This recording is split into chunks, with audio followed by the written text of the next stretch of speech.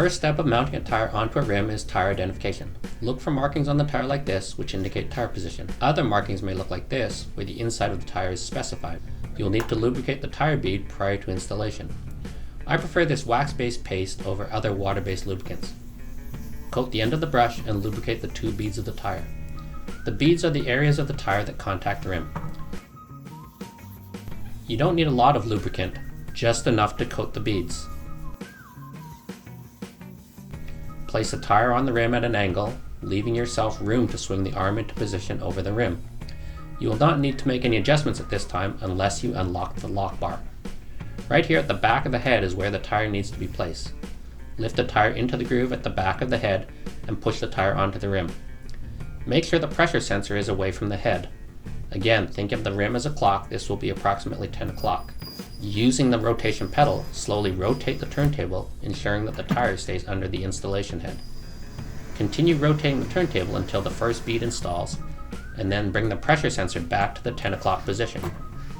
Position the second bead into the groove at the back of the head and push the tire down under the front of the rim. Please use fists and knuckles so that your fingers don't get pinched between the tire and the rim. Slowly rotate the turntable, ensuring that the tire stays under the installation head and rim.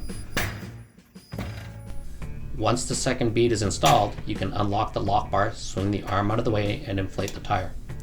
Do not put the valve core back in yet. You need to get as much air in as fast as possible and step on the pedal on the left side of the machine. Make sure you keep your fingers away from the bead as it seats. When it seats, you'll hear it pop into place. Usually you'll hear 2 pops, one for each bead. Do not exceed 40 pounds per square inch or PSI. Place the valve core into the valve core tool. Remove the hose and install the valve core by turning it clockwise.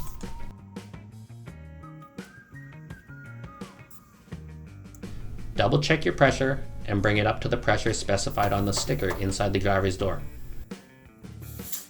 Put the hose away, install the valve cap,